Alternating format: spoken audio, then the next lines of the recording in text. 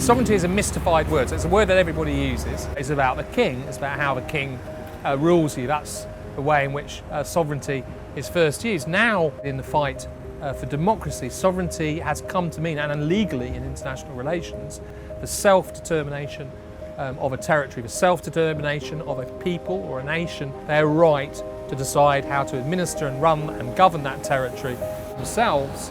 That's a really important notion. That is a notion that overthrew empires. That is a notion that has more profoundly challenged tyranny, more profoundly challenged the abuse of power than any single political philosophy of right or left.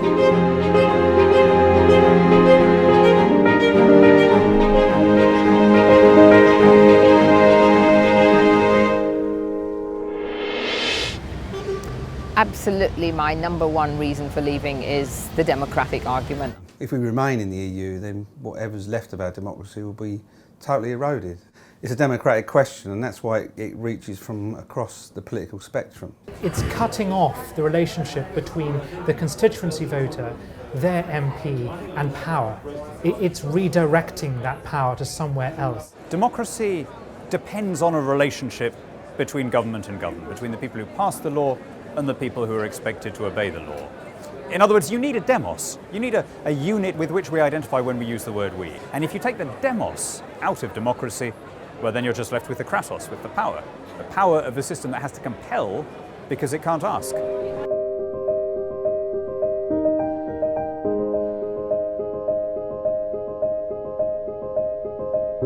Well, we're in the European Quarter. The European Quarter stretches here from the European Parliament, sort of over there, another sort of 300, 400 metres to the European Commission, which is the oldest, most venerable institution in one sense. We also have a building there called the Justus Lipsius, which is where councils of ministers meet and where they have these periodic European councils or summits of EU leaders. Here we have the European Parliament, which is the only institution which is elected. But there's a problem, isn't there? Because it's directly elected, but let's say Britain elects around about 73 MEPs. That's less than 10% of the Parliament. So this is a European Parliament that very deliberately can never represent a country like Britain or a country like Germany, because you'd never have a majority of MPs. Most people don't know who their MEP is. They're paid quite a lot of money. There's a huge amount of expenses on the whole Brussels bureaucracy, and yet they have really no power.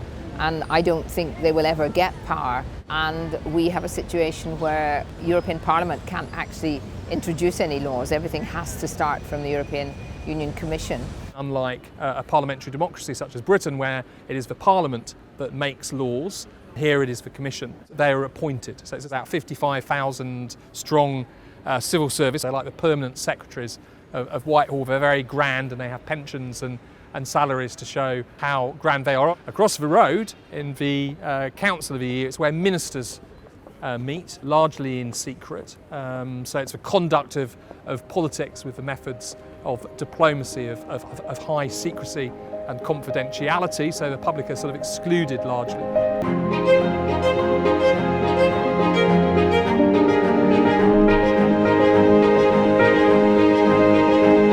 The common market was set up in the wake of the Second World War in order to harmonise the economic and political interests of Western Europe. It's grown enormously since then. The real moment where the European Union starts to come into existence in the way in which we know it today, and key institutions such as the Euro are created, is with the Maastricht Treaty in 1992. But really it's the Treaty of German Reunification. So the big moment for the European Union is when Germany reunifies 89 to 91. A very negative reaction. No one trusts Germany. Germany has to be shackled and bound, making sure a reunified Germany could never become dominant with the spectre of these irrational German voters who elected Hitler back in the 1930s. We must never let that happen again. So you develop in the place of that a European elite which is convinced that it has to make certain decisions on behalf of the people, because the people fundamentally cannot be trusted to make those decisions themselves. They don't really like people. They don't really like the public having a say. They don't really like politicians having a say, which is why the whole thing has been constructed to ignore those people and to make it very, very difficult. You know, they play lip service a bit to politicians, but actually it's run by the unelected commissioners. It's not in their interest to reform it. So the EU had this very, very strong sort of anti-nation state, very, very strong anti-democratic character right from the off. So if we wanted to democratise the EU, then I would suggest it would have to escape EU institutions. It would have to abolish them.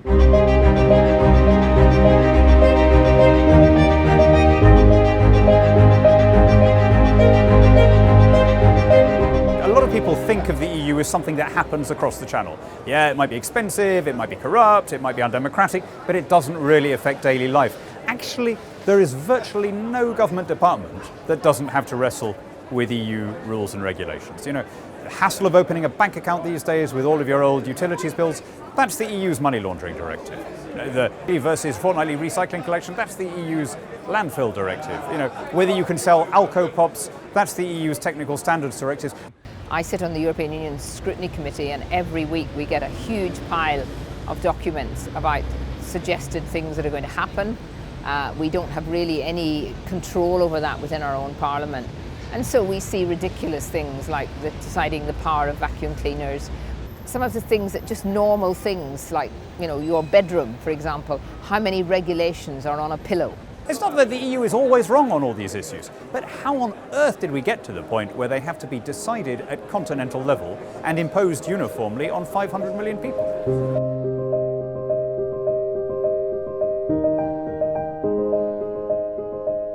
I mean, Mussolini was very proud of making the trains run on time. So the question of delivery isn't necessarily a virtue if you do it at the price of democracy. So there's a fundamental problem with this sort of delivery, it works kind of approach. I mean, it doesn't work on any level. I mean, if you only look at the common agricultural policy, it is, well, no one agrees with it.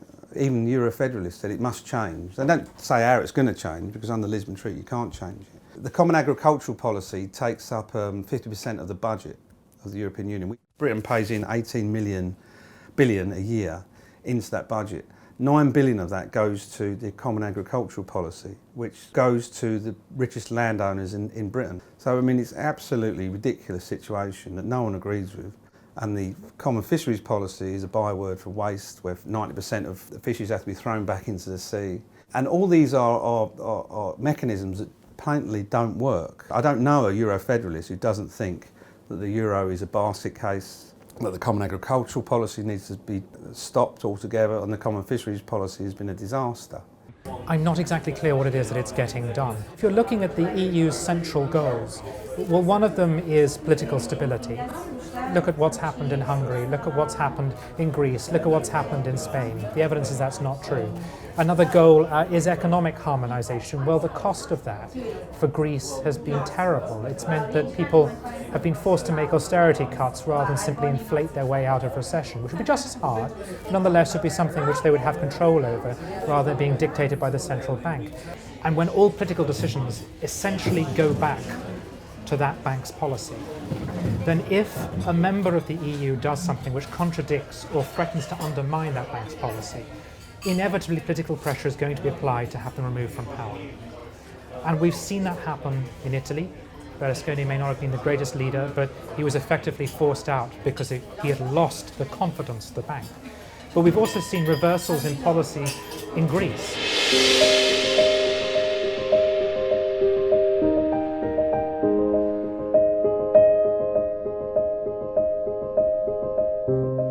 They were told in 2008, after the crisis, that they had to impose mass austerity, mass privatisation.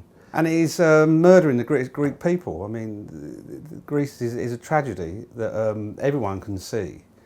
And that is directly as a result of the interference of the European Central Bank and the European Union and the IMF into the affairs of a sovereign state. And you're sitting there, and up on the sort of podium of the the press conference as these weighty decisions or non-decisions are relayed to us in the press. You've got a German guy called Regling who's in charge of the Eurozone bailout fund. You've got Dijsselbloem, who chairs the meetings of Eurozone finance minister, who's Dutch.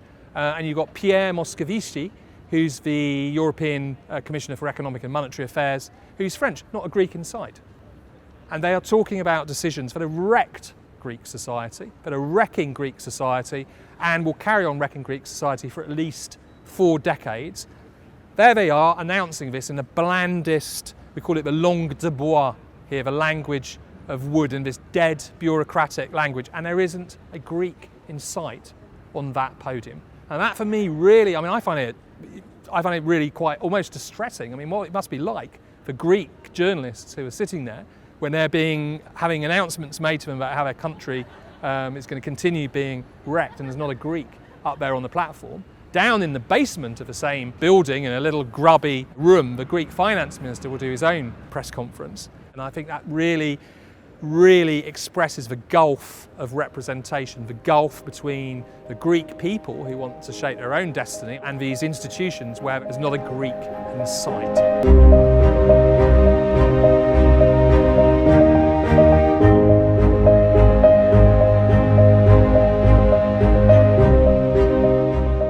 They call the EU internationalist when it's actually anything but.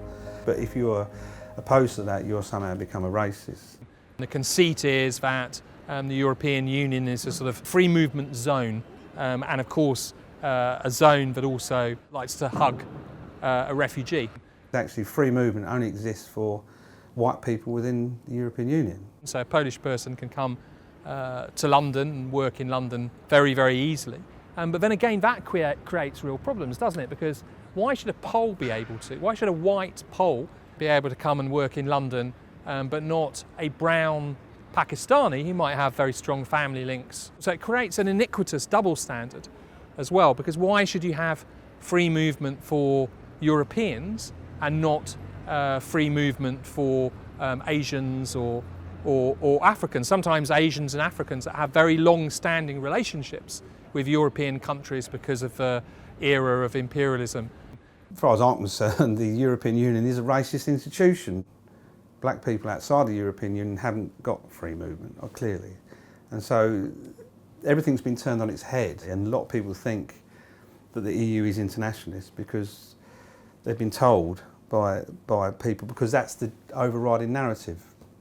Because the EU did not control its borders, and because the EU is struggling to control its borders, it's now treating refugees pretty badly. All the human rights organisations are lining up to denounce what they're doing in the Greek islands at the moment. They're horrific. Photographs of thuggish gendarmes and German police officers and Eastern European border guards with their shaven heads, of course, wearing the obligatory face mask because they're worried about the germs, deporting them on ferries. This is again one of the problems with the European Union, because it becomes an area where people aren't accountable, because it becomes an area where people evade responsibility. Problems do not get addressed. They build up over time, they become more poisonous and toxic over time, and they can mean a recourse to policies that are repugnant for everybody concerned, which means the EU actually becomes a place where its policies are manifested in a coercive and ugly way.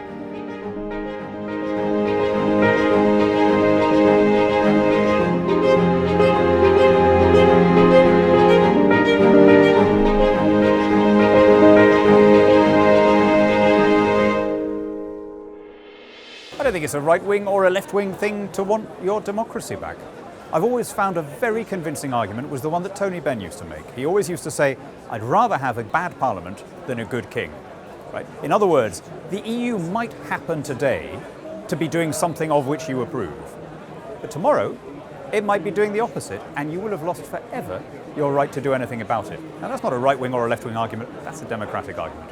There's no denying that the debate has been characterised by a left-right split. And what's interesting is that it's the inverse of the debate when Britain was joining the common market in 1975. Hugh Gateskill and Tony Benn and Barbara Castle, Peter Shore were all very, very sceptical of the European Union and warned then what it would turn into. So then it was left-wing to want to leave, now it's left-wing to want to stay.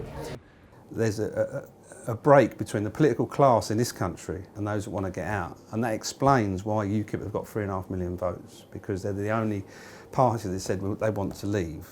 The political class has become so united around these political projects, even though it doesn't benefit the people of Britain or anyone else.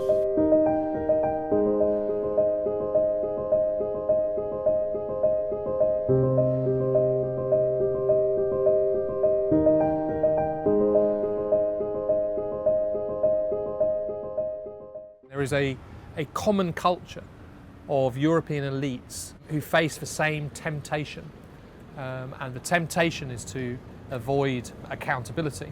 The EU is the mechanism by which our rulers can say, it's not my decision, it's not my fault. It's a very convenient excuse to blame the EU. I blame the EU a lot of times, but occasionally it's used as the excuse why something can't be done. We live in societies where our elites are profoundly worried about the future, not so much because they're worried about the new things that the future will bring to them, but because they're profoundly reluctant to take responsibility.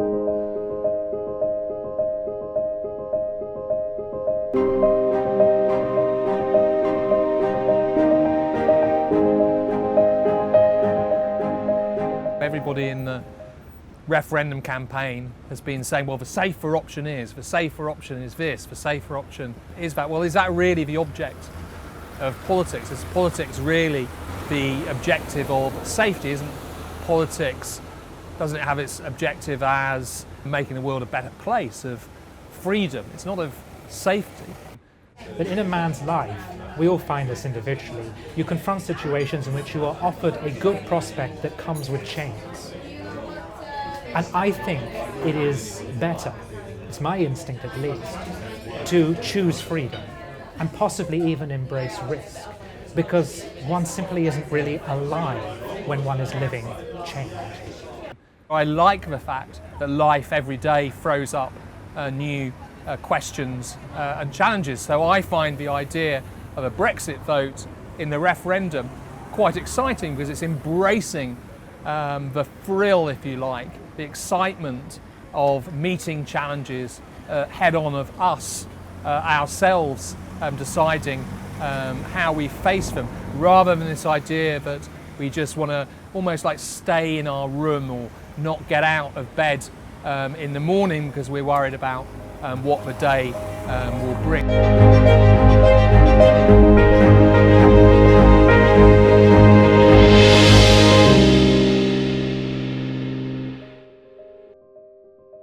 What we're really seeing is a possibility to reinvigorate democracy. It's a bit like a general election used to be, where British voters can just vote for something new. It will all have to be sorted out, but they can just vote for the idea that actually the status quo should not be projected indefinitely.